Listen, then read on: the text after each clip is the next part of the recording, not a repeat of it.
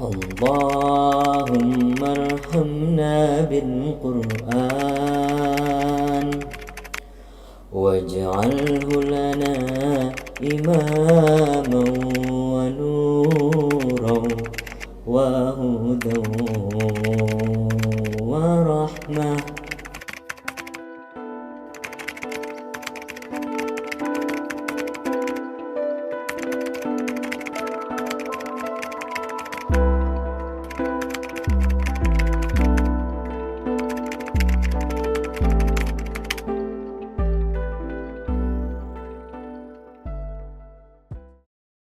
Selamat malam, Assalamualaikum Mas Amar. Aku manggilnya apa nih, Gus apa Mas nih? Mas aja nggak apa-apa. Oh, boleh. Iya. Di sana jam berapa ya, Mas Amar? Ini jam 2 siang. Jam 2 siang ya? Ya. Hari Minggu.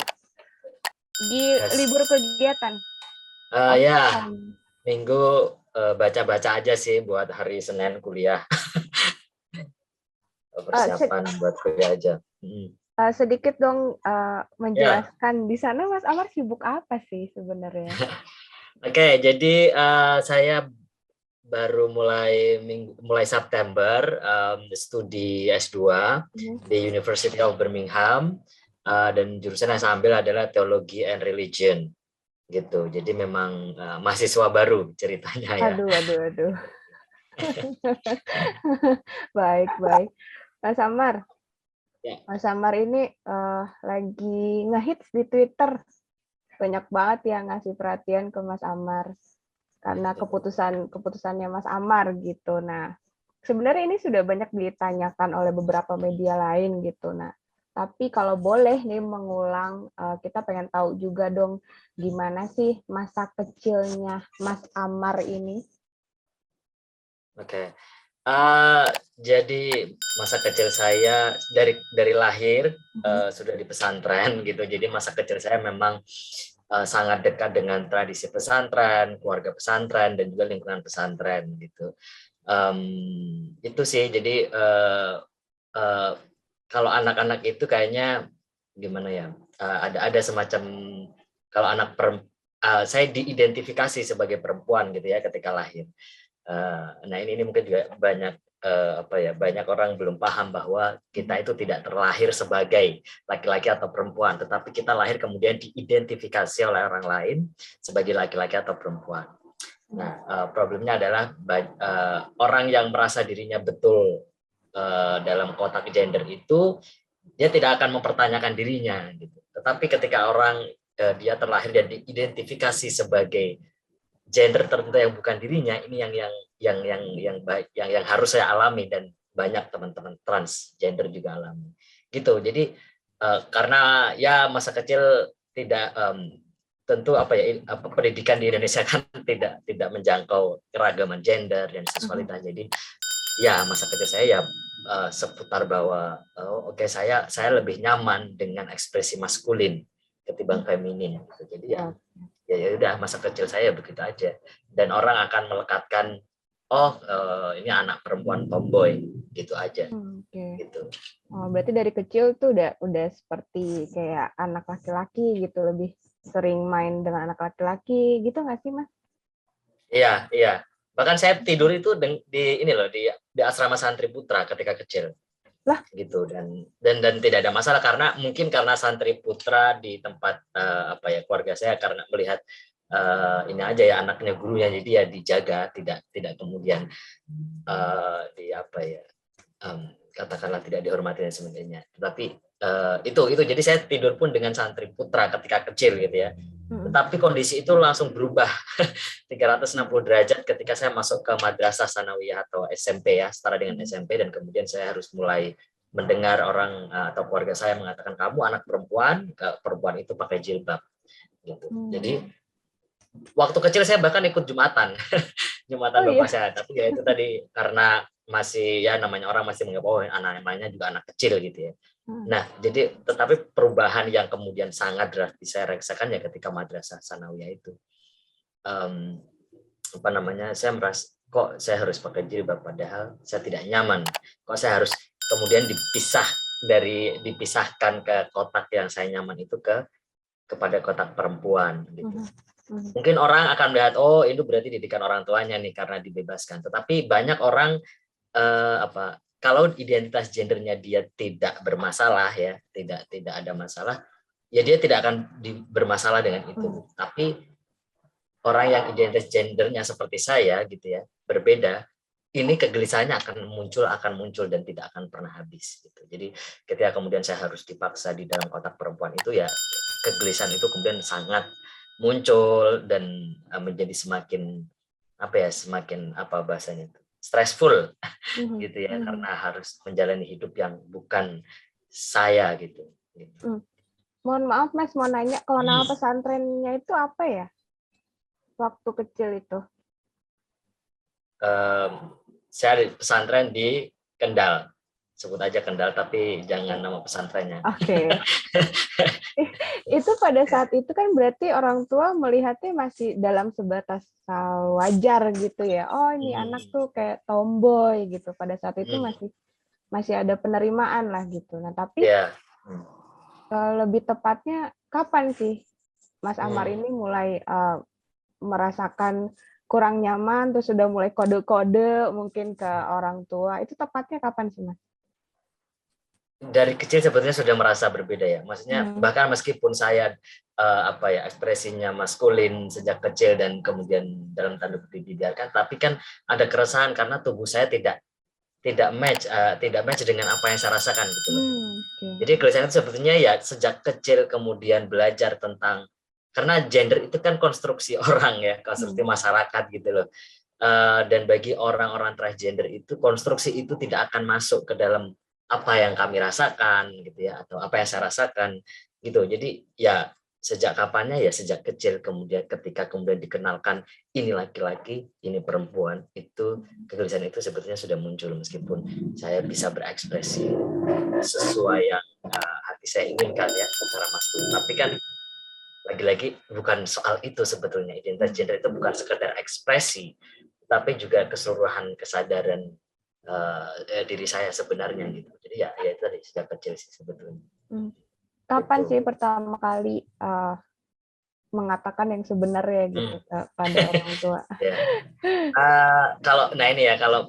Jadi untuk memutuskan bercerita kepada orang tua dan bertransisi gitu ya. Ini dulu sih, kalau orang tidak semua transgender itu memutuskan untuk transisi gitu, tapi itu tidak membuat seorang transgender itu menjadi less transgender atau oh berarti kamu bukan transgender karena kamu tidak memilih transisi, enggak juga gitu. Nah saya memilih transisi, dan maksudnya saya ingin mengatakan ini supaya tidak disamakan bahwa oh semua orang transgender itu harus bertransisi atau harus cerita kepada orang tua, karena tidak semua orang bisa menerima. Bahkan kalau bisa kita katakan mayoritas orang Indonesia itu masih menolak gitu ya. Dan saya hanya saya hanya beruntung saja bahwa kemudian ketika saya cerita dan orang tua saya menerima gitu. Itu sekitar 2000 berapa ya? Pokoknya setelah saya haji itu kira-kira 2014-an ya. Ya 2014-an itu. Ya 6 atau 7 tahun lalu kemudian saya memberanikan diri cerita ke ibu saya. Karena saya sewaktu itu saya sadar ini tidak bagus untuk diri saya. Kenapa? Karena saya melakukan self harm gitu ya, menyakiti diri sendiri dan sebagainya. Dan saya waktu itu saya sadar ini tidak bagus. Saya tidak bisa meneruskan hidup terus-menerus dalam kebohongan dan juga terus-menerus menyakiti diri saya sendiri, membohongi orang lain, membohongi diri saya sendiri gitu. Jadi 6 atau 7 tahun lalu itu kemudian saya mau tidak mau saya harus cerita ke ibu saya. Orang yang pertama yang mendengar adalah ibu saya waktu itu. Gitu. Gimana reaksinya? Ibu seperti apa? Reaksinya lucu dan menarik. Kenapa? Karena waktu itu saya sudah bersiap-siap mau keluar dari rumah. Karena saya melihat realitas ya. Waktu itu dalam pikiran saya, karena melihat berita, melihat realitas teman-teman trans itu dicorai dari kakak, disakiti oleh keluarganya sendiri, bahkan ada yang dilecehkan dan sebagainya. Waktu itu pikiran saya, oke, saya harus keluar dari rumah. Saya pasti akan keluar dari rumah ini dan tidak mungkin dianggap lagi sebagai bagian dari keluarga ini. Waktu itu. Dan saya sudah waktu itu saya mengira ya udah ini akhir dari perjalanan kekeluargaan saya dengan keluarga saya waktu itu. Waktu itu saya juga dalam kondisi tidak mungkin Islam menerima saya, tidak mungkin Tuhan menerima saya, karena lagi-lagi realitasnya begitu, realitas di luar begitu gitu ya. Tapi ternyata ibu saya waktu itu sebetulnya kalimat yang pertama keluar itu agak lucu ya. Jadi beliau begini, ibu lega kamu cerita gitu, karena ibu lega kamu cerita begini karena ibu kira kamu mau cerita kalau kamu hamil. Terus kami aku langsung ketawa dan wow, maksudnya ternyata jadi ibu saya udah deg-degan ternyata, karena kan saya sangat jauh ya dengan ibu saya, itu sangat jauh banget gitu, dan mungkin ibu mengira ini anak saya kenapa sih gitu, kok kayaknya menyembunyikan misteri besar. Jadi ketika kemudian saya bilang, ibu saya mau ngomong, ibu saya mengira saya mau ngomong kalau saya hamil luar nikah gitu. Jadi dia ketika mendengar saya tidak hamil gitu ya, malah instead I say that saya bukan perempuan waktu itu ya, saya bukan perempuan, saya laki-laki, saya bukan perempuan. Dan ibu lega, waktu itu ibu bilang lega, dan kemudian kalimat yang selanjutnya beliau katakan adalah, ibu semakin sayang sama kamu. Dan itu sama sekali tidak yang saya bayangkan, dan itu adalah titik balik semua hal yang saya duga.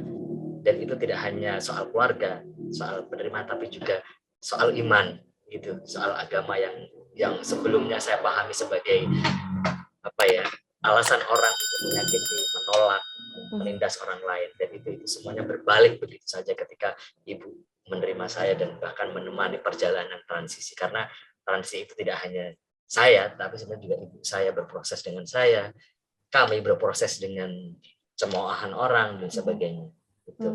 Itu tepatnya umur berapa sih, Mas? Sebelum lulus sih. Umur berapa 24 saya kalau ditanya umur, mungkin ya, kalau sekitar 6 atau 7 tahun ya, lalu. 23, 24. Ya, 23, 24. Tadi Mas Amar sempat menyinggung reaksi ibu ini bukan yang saya duga. Memang yang diperkirakan sebelumnya sama Mas Amar itu gimana? Ya, saya akan diusir dari rumah. Ini beneran, saya udah siap-siap. Oke, saya akan diusir dari rumah. Coret kakak, saya akan hidup di jalanan, saya akan saya nggak tahu apa yang akan terjadi, tapi saya harus jujur. Itu waktu itu. Itu kalau misalnya ibu sudah menerima, sudah welcome, lantas bagaimana dengan anggota keluarga lainnya, dengan ayah, dengan kakak-kakak? Prosesnya tidak mudah, tidak gampang, tetapi yang saya syukuri, dan ini sebenarnya privilege terbesar yang saya miliki dalam hidup saya, adalah bahwa keluarga saya berproses gitu. Ibu saya, kemudian orang kedua yang menerima adalah bapak saya. Bapak saya waktu itu mendengar dari ibu ya, dan beliau mendiamkan saya. Memang sebenarnya udah jarang ngobrol, tapi kayak betul-betul nggak menyapa saya itu kira-kira 1 minggu gitu ya. Dan kemudian saya ngomong dengan beliau, Bapak, kalau Bapak ingin marah, katakan gitu, tapi jangan diam. Kalau Bapak ingin ingin apa gitu ya, ingin meluapkan kemarahan, Bapak nggak apa-apa, Bapak marah, tapi jangan diam. Gitu. Dan kalimat yang keluar dari Bapak saya waktu itu adalah, Bapak tidak mungkin marah, karena apa yang terjadi sama kamu itu adalah takdir yang sudah Allah berikan kepada kamu. Jadi Bapak nggak akan mungkin marah. Jadi waktu itu kemudian saya membayangkan, ternyata saya kira beliau marah selama ini gitu ya. Ternyata yang beliau pikirkan sebetulnya adalah kekhawatiran bahwa saya tidak bisa melanjutkan hidup. Kekhawatiran bahwa saya akan kehilangan pendidikan, saya akan pokoknya akan kehilangan segalanya gitu. Dan jadi sebetulnya ada kekhawatiran lagi-lagi karena realitas ya.